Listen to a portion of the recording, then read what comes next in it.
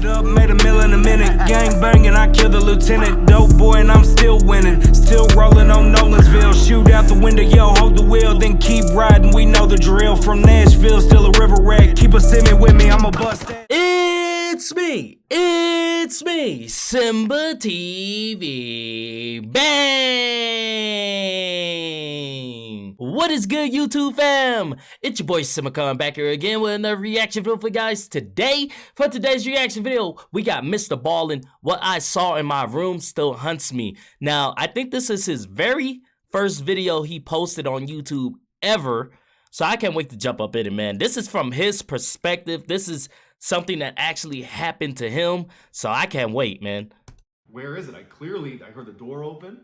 I heard the bells. I heard the pot. I heard the footsteps. I saw the door open. I see the thing walk in. I watched it walk down the aisle. I watched it bend over. It's in the room. Where is it? And this is night one. There's 2 more nights of this, and it gets worse.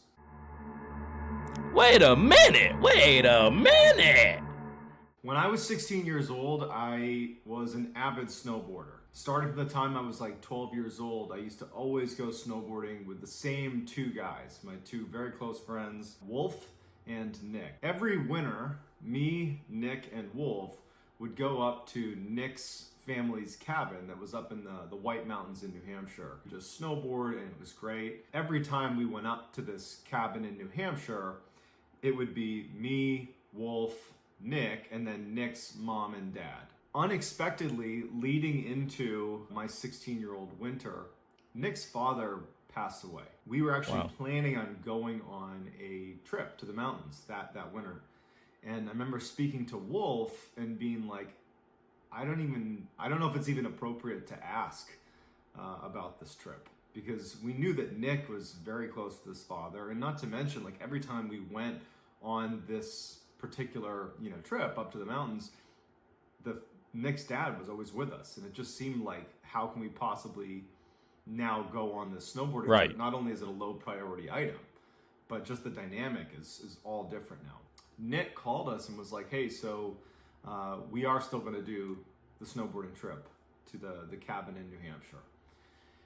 And so, Wolf and I, we spoke, and we're like, let's just go with it. I mean, maybe it's like, maybe they want to do something that is maybe is a fond memory of their father, their husband. And so we agreed to go. So he passes away maybe a few months before we end up going up to the mountains.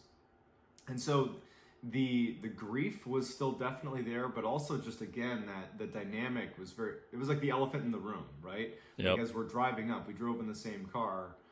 Me, Wolf, Nick, and then Nick's mom was driving. It was so apparent that Nick's dad was missing, because he was always in the car with us when we drove up. Anyhow, so we make the trip up to New Hampshire, and we're planning to be up there for 3 days. So the house itself wasn't really a cabin, it was a house, it was a small house. It was on a mountain, and if you think about the way a mountain works, it's a slope. And so in order to have a house level on a mountain, a portion of it needs to be on stilts, right? The portion that's kind of hanging off the mountain. And then the other part of the house is kind of like embedded in the mountain itself. And when you drive up to the house, there's a wraparound porch that goes around the house. The majority of it is on the stilted section of the house, right? So if you're on the wraparound porch, your footsteps are going to echo. Like, you can hear those footsteps because you're above the ground. When you step into the house, you open a door. It actually opens inwardly. There were sleigh bells that were on the door, on the inside of the door. So anytime you open the door, you hear those sleigh bells ringing. And as soon as you step foot into the house, if you took one step into the house, right? So you step on the wraparound porch, you open the door, sleigh bells ring. When you step into the house, your right foot would be in the kitchen. You'd be standing on linoleum. And your left foot would be on shag carpet, which is like the dining room. And that's the way the house is laid out. As soon as you walk in, kitchen on your right, dining room on your left. And if you keep walking, you're going to enter into this living room. And if you turned around in the living room and looked up, you would see a lofted second floor. If you walk into the house, again, your right foot's in the kitchen, your left foot's in the dining room, and you walked as if you were going into that living space, but stopped about halfway across the house, you could look to your right, and there'd be one hallway. There's only one hallway. It's a small house. And this hallway is bringing you, call it, into the mountain. If you think about, again, the layout of the house, you have a portion of the house that's sitting in the mountain and a portion of the house that's on stilts. Well, this hallway leads into the section of the house that's in the mountain. And if you go down this hallway and it turns left, it's a short little hallway, it brings you to one room. And that room is where me, Nick, and Wolf would stay every time we went snowboarding at this mountain. That room, if you go into it, it's a corner-fed room. You open the door, and immediately to your right is a bunk bed. I would always sleep on the bottom bunk, and Wolf would sleep on the top bunk. Our feet would be closest to the door. In the center of the room, with the remaining space, because this is not a big room, there was like a queen-size bed. It was like a slightly larger bed that sat basically in all of the free space that was left over in the room. It was sitting right in the middle of the room, and that's where Nick would sleep. So basically the room was completely packed with 3 places to sleep and really not much else. There was a very small space between the queen-size bed and the bunk bed, so you could walk between those two, but that was about it. So that layout's very important, and you'll see why. We snowboard for the day, we come back to the cabin, and me, Nick, and Wolf decide we're gonna crash super early and get up early and have a full day of riding ahead of us, because we're avid snowboarders. So we go to our room, the one that's kind of, you go down that hallway and you get to the room I just described. We planned on going to bed early, but we were excited, and so we stayed up gaming for a bit.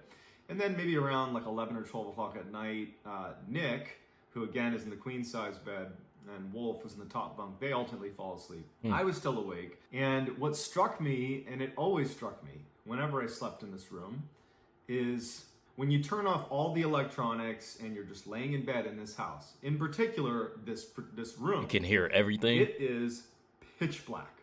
No windows. You're in the segment of the house that's, in the mountain.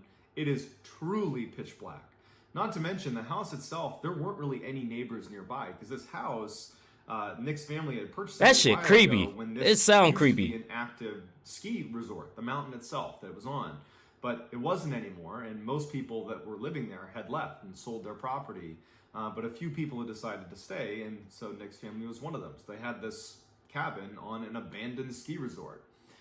There was virtually no streetlights, there's virtually no neighbors, and so at night, when you're laying in this room, like I was this night, you're really struck by just how dark and quiet it is. I mean, basically no white noise, silence and pitch black. And so I'm laying there, and one other detail that needs to be brought up before we get into what actually happens. So Nick had 2 much older brothers. They were in their 30s, and we're 16 years old. And we were expecting one of them, we didn't know which, to swing by the house at some point over the next few days. That's what Nick's mom had said. Nick had kind of reiterated it. And I think that Wolf and I understood that, now that Nick's father was gone, that they were just kind of trying to find a way to fill the void that was left from the father passing. And so we were expecting over the course of that weekend for someone, one of the 2 brothers, to come to this house and stay with us for a night or whatever it was.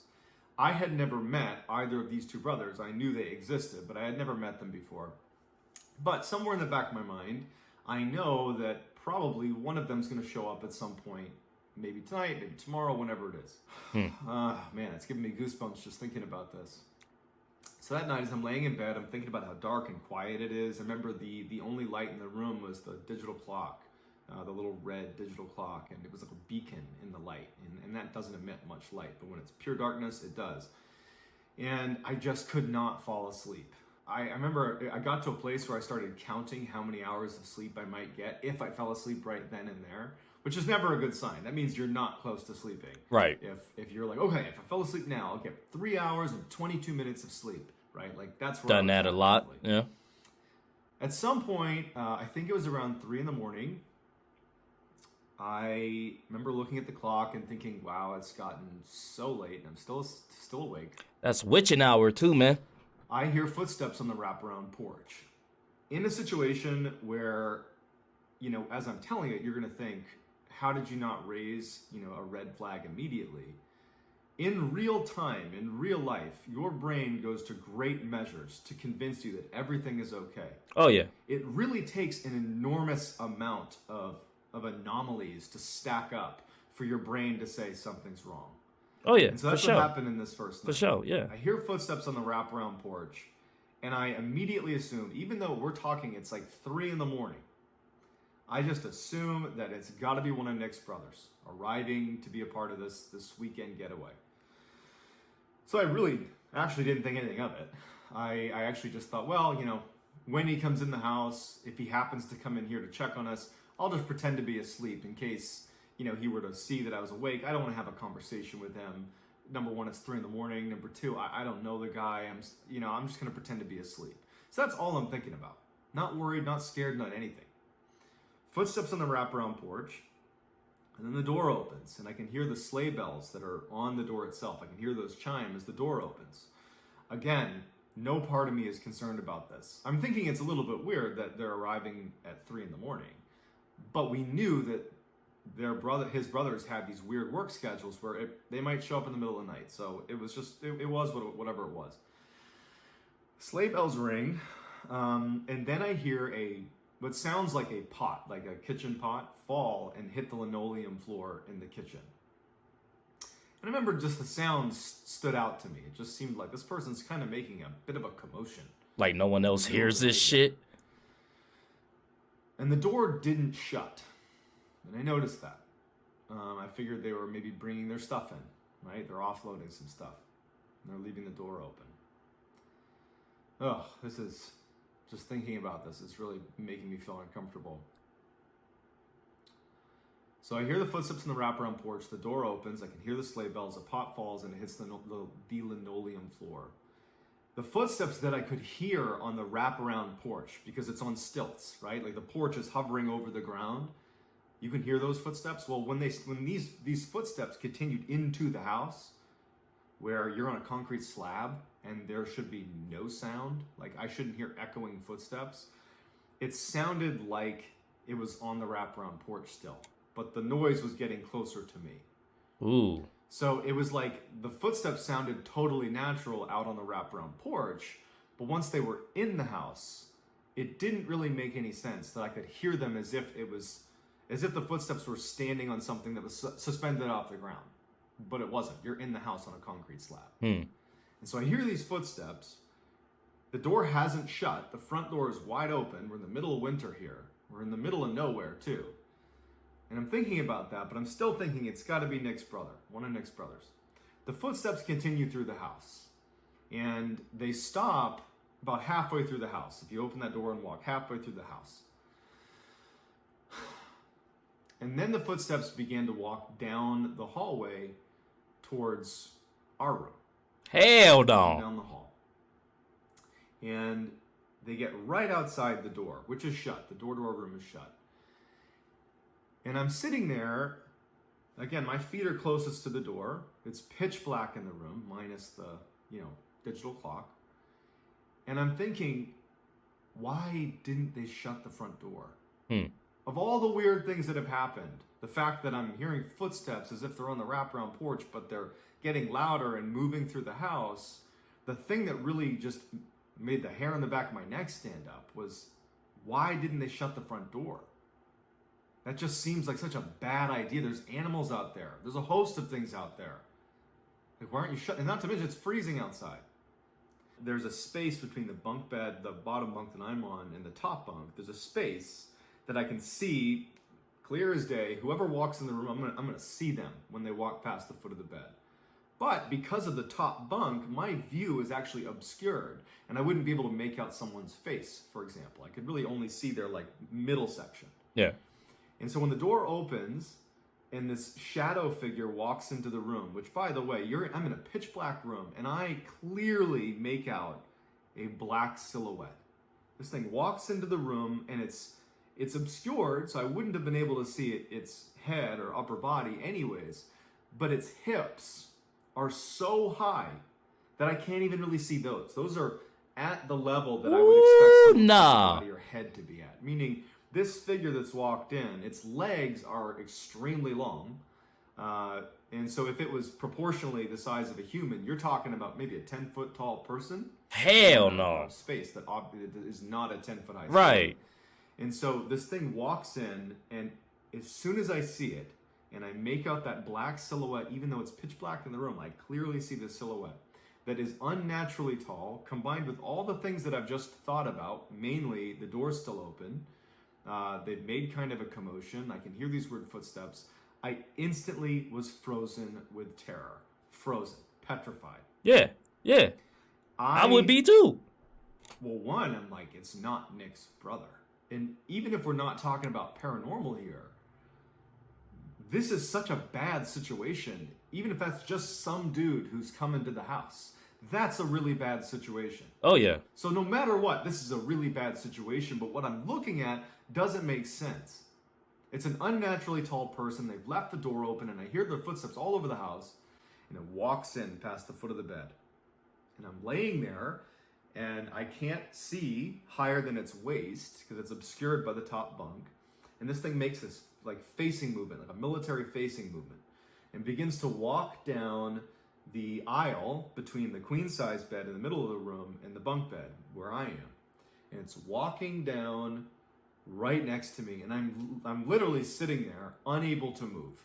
And I remember thinking, I can't do anything. I'm truly frozen with terror. And all I remember thinking is, whatever happens, just don't bend down and look at me.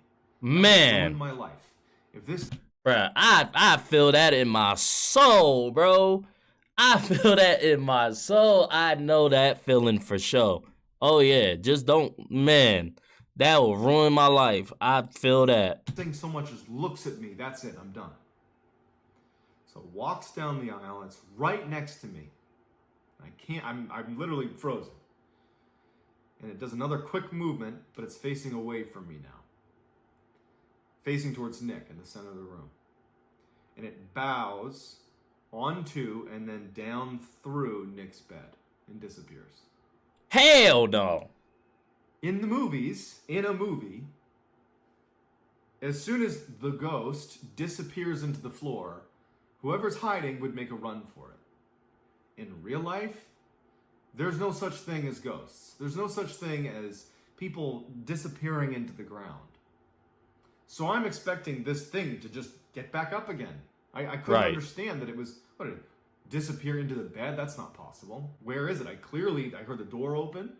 I heard the bells. I heard the pot. I heard the footsteps. I saw the door open. I see the thing walk in. I watched it walk down the aisle. I watched it bend over. It's in the room. Right. Where is it? Right. And for hours, I mean, all night, I laid there absolutely petrified, expecting this thing to come back up and just look at me. That was like my biggest fear, is whatever this thing was, I did not want it to look at me. So that was the worst. I'm laying there frozen. I can only move my eyes all night. Finally, I hear Nick's mom out in the living room making coffee. I mean, this was probably like 5, 6 in the morning.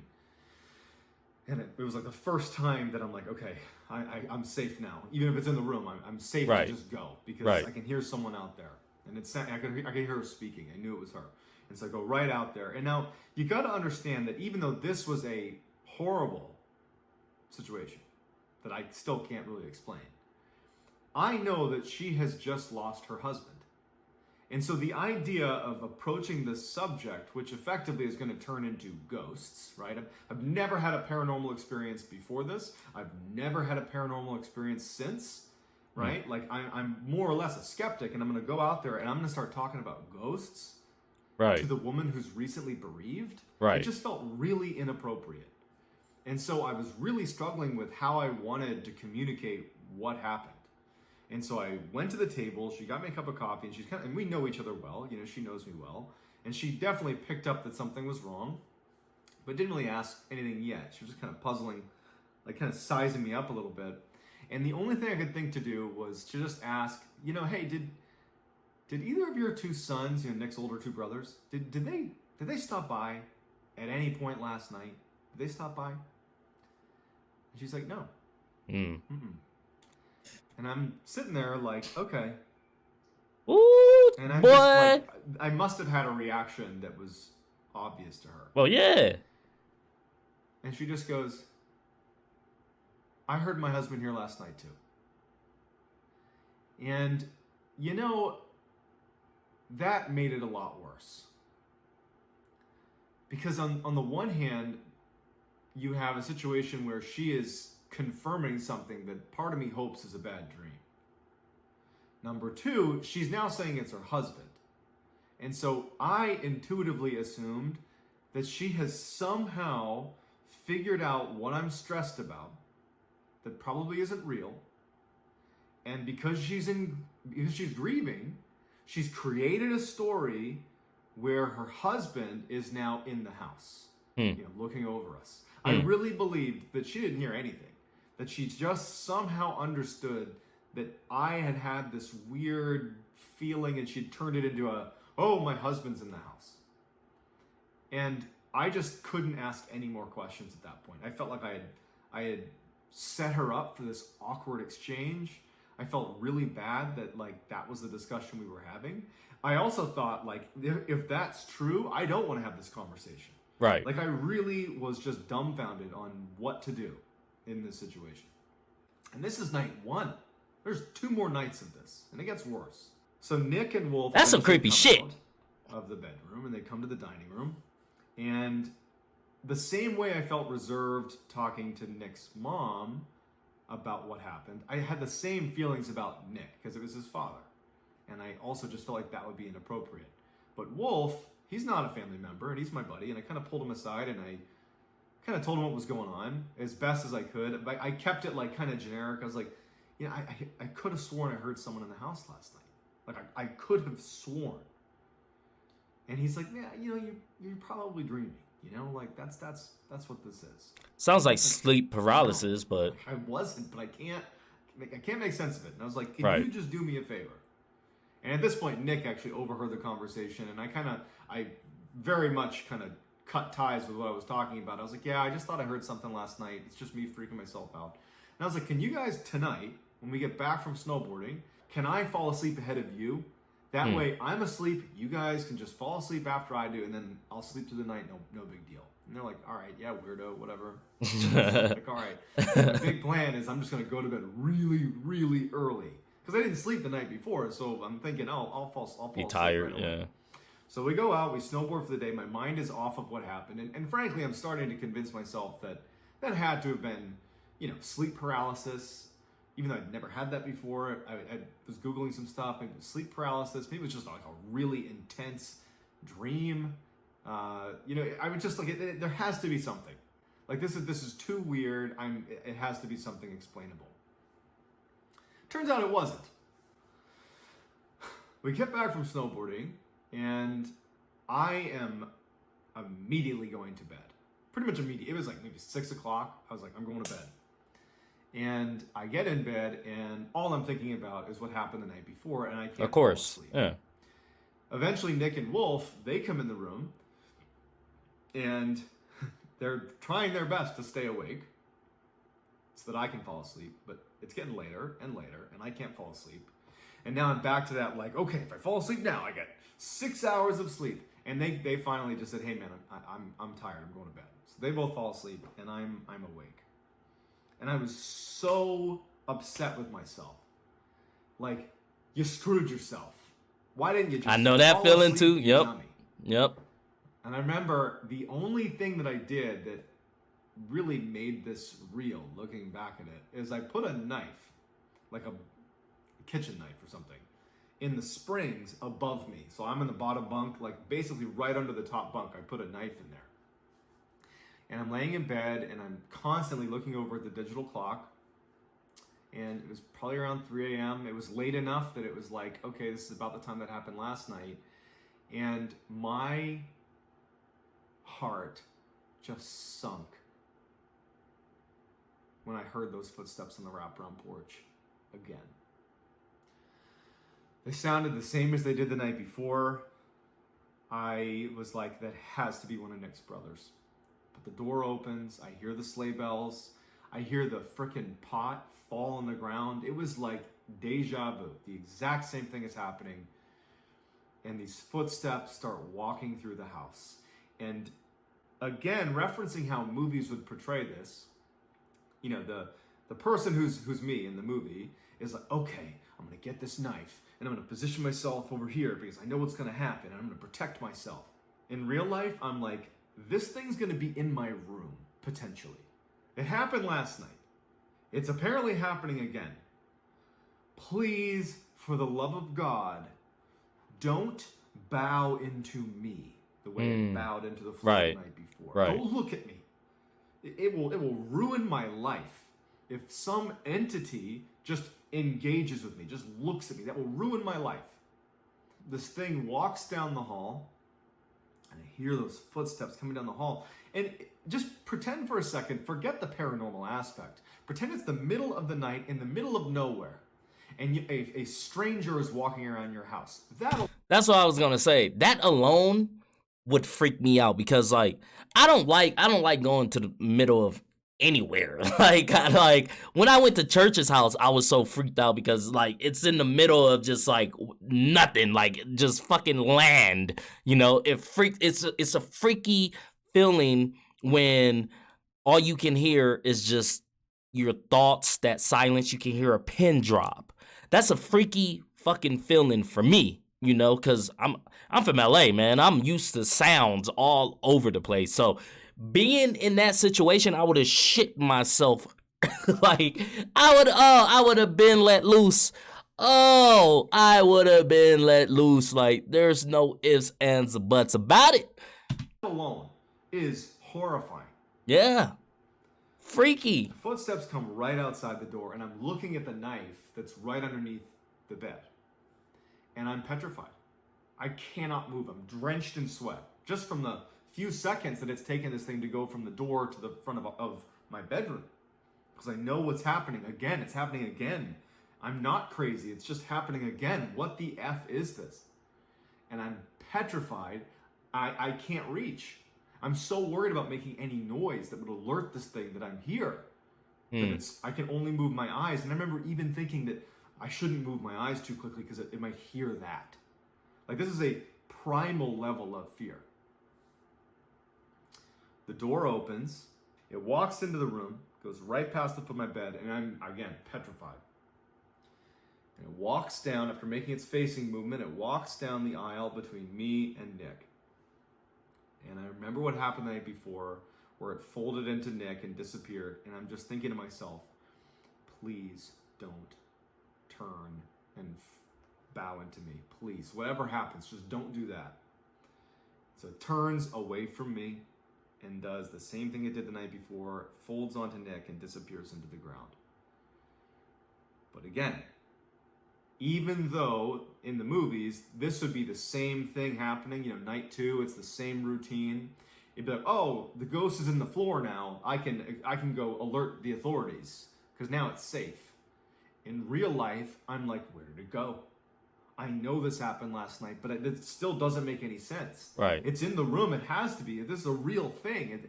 It came in the room. It's somewhere. Is it under my bed? Where is it? All night, I lay there. This is the second night that I've not slept. When I heard Nick's mom out in the other room, it was like such a relief. Because I didn't give a crap at this point about being polite. I wasn't gonna like try to, you know, distance myself from the conversation around ghosts. I was gonna go out there and be like, what's wrong with this house? Right. I hear her and I go right out to the living room and I tell her everything in as acute detail as I possibly can. And as I'm telling her this, her reaction didn't line up.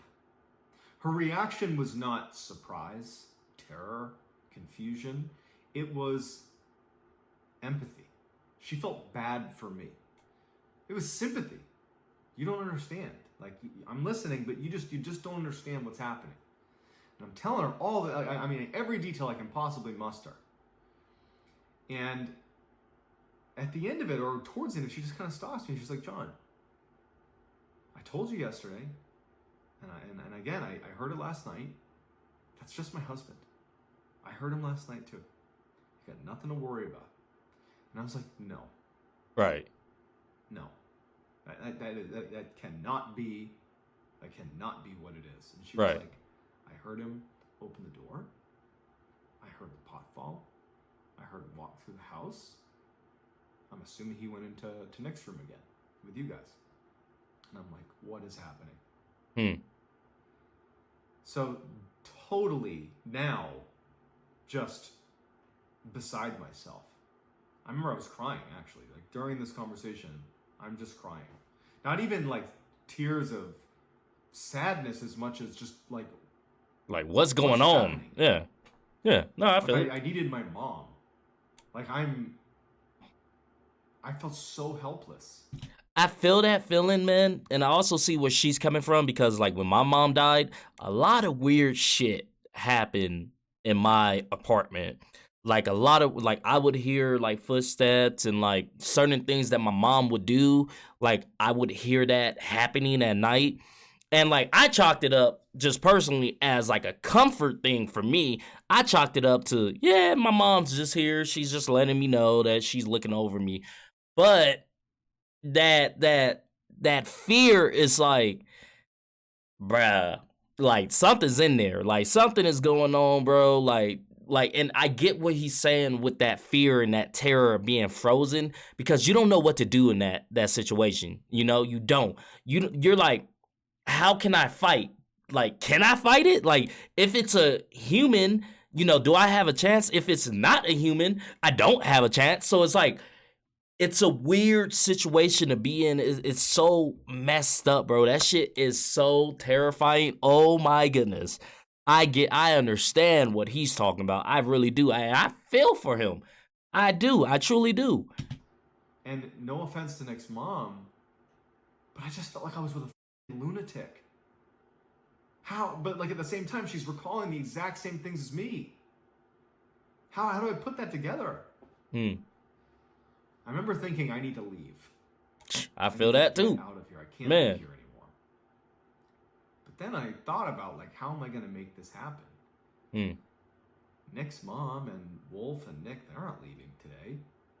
And it was pretty clear that Nick's mom liked the fact that she, you know, heard her husband walking around the cabin. She's not trying to leave. There's one more night that we're here, and I would have to tell my parents to drive, my mom or my dad, to drive to New Hampshire and come get me because I'm seeing ghosts. Like, this was a trip that I loved. I looked forward to this trip every year. It wouldn't have made any sense, and they would have been like, what's wrong with you? Right. And I honestly was not prepared to have those conversations with my mom and dad. I was not prepared to be like, let me tell you about the ghost I saw over the past 2 days. And so I was just kind of resigned and decided to stay. In retrospect, I think I should have called my parents and been like, that's what parents are for. Like, get the hell up here. It doesn't matter why. Come get me. But it was such a confusing moment that I had no blueprint for how to handle. So I just stayed. Nick and Wolf finally get up. And I remember I made that decision as I'm sitting there thinking about what's happening, is Nick's mom is reassuring me, you know, about her husband being in the house. And I make the decision that I'm going to stay. Nick and Wolf come out of the room, and they come over, and Wolf pretty much immediately looks at me to get a gauge on what happened. And it's crazy because I would have asked, like, yo, did y'all not hear any of this? Like, are y'all that much of a heavy sleeper, or are y'all sitting there like me, terrified, you know, and just not saying nothing? Like, can you see it? That, like, am I tripping out? Because obviously your mom is saying that she hears it too, you know, but I need some reassurance from my homies saying that, you know, either you guys are actually asleep or you was playing sleep, because I'm over here about to shit myself. I would love to hear this story from their perspective as well, if they have one, you know, because it just, it doesn't really add up. Also, if you keep hearing the pot falling, I wonder, was the pot on the ground when you wake up? Is the door still open when you wake up? These are all questions I need answers to. you can see it all over my face. I've been crying. And I told them what happened. And you know, Nick was always kind of a stoic, and he was just unaffected. You know, Wolf, on the other hand, was more inclined to, at a minimum, believe something was happening. He didn't know if it was a ghost or not, but he certainly understood that something's going on. And the fact that Nick's mom, as I'm explaining to Nick and Wolf what's going on, she was like reinforcing my argument. Yeah, I heard him too. I heard the door open. Yeah, I was upstairs. I heard him walk through the house. And Wolf's like, what's going on? And Nick is like, he didn't want to hear it, kind of. It probably was uncomfortable. It's about his father, or ultimately talking about his father. Before we went out snowboarding for the day, because Nick's mom would drive us and drop us off, she brought us to a local store, and we bought a coffee table because they've been looking to replace the one that was in their house. Basically, when you walk into the house, instead of turning down the hallway towards our room, if you just keep walking into the lofted area, at the foot of the stairs was a coffee table where they kept a landline phone, because you're in the middle of nowhere and you got to have some way to call, and they put it right at the foot of the stairs in this little coffee table. But it had broken, or it was old, or whatever. I know they wanted a new one for a long time. We went out and got it. Me, Nick, and Wolf, we snowboard. We come back, we help offload the coffee table into the house. We put it at the foot of the stairs. And that night we go to bed. I was ruthless in trying to keep Wolf and Nick awake. I was gonna say, yeah, that's what I was. Yeah. I was like straight up kicking the bunk. Yep, like I would do the same goddamn thing. Like, facts. I would have did the same shit. Like, y'all gonna stay up with me. Like, y'all gonna see this shit that I'm seeing. I'm not gonna be the only one experiencing this shit. Okay? If my trip is ruined, your trip is ruined. Like, we all in this together, brother. Like, ain't no way. Taking Nick, I was doing everything in my power to keep them awake because I couldn't sleep. I'm terrified. Yep. I'm terrified. It was like the opposite of how excited you get before Christmas and you can't sleep. It was like the opposite of those feelings, but you still can't sleep. It was like, this is the worst night of my life. And also, the nail in the coffin, if you will, is during the day that day, we found out that neither of Nick's two brothers were going to be making the trip. They weren't going to make it. So no one's going to be at the house. No one should be at the house except for us. And so that night I'm laying there, and after all my attempts to keep Nick and Wolf awake, they fall asleep. Everyone's asleep. The house is pitch black. It's silent. And around 2, 3 in the morning, I'm getting goosebumps just thinking about it. I hear those footsteps on the wraparound porch. The door opens and I hear the sleigh bells ringing on the door. Wake up. Pot falls on the ground, and the footsteps walk into the house. And this is the third time that this has happened. So in a way, this was the first time that I was expecting something to happen. For it to walk down the hall, to come in the room, to come next to me, fold into Nick, and then that's it. This was the first time I had a little bit of, call it security, that something was going to happen, and I understood what was going to happen. I didn't understand it, but I expected something to happen. Yeah. But this was not the case this night.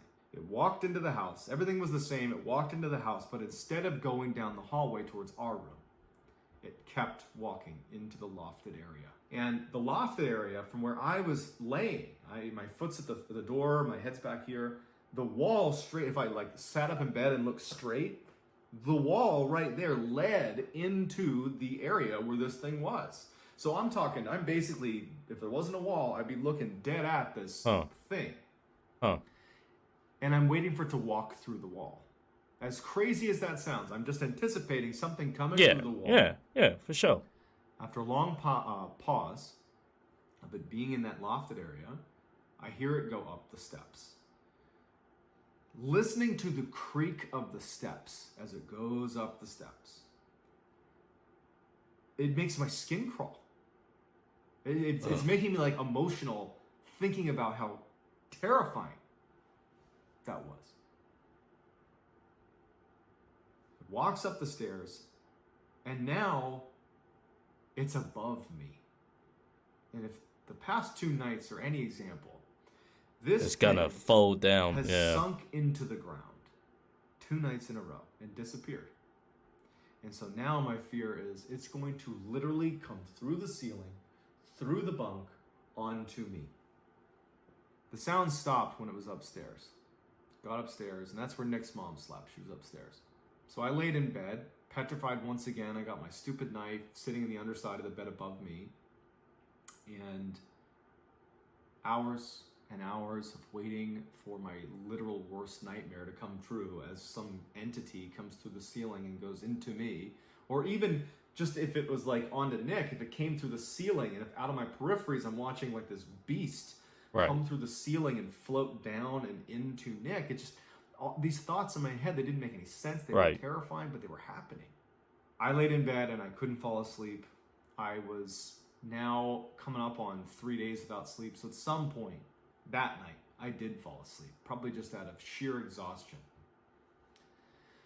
At some point in the morning, early morning, now probably like 5 in the morning, I wake up again and I can hear Nick's mom. It didn't sound like she was making coffee. It sounded like something was wrong. I couldn't place it, but it just sounded like she was acting emotional somehow. I couldn't tell if she was crying or not. But now it's like, it's the morning, it's my last day, I'm leaving today, I'm up, I'm out.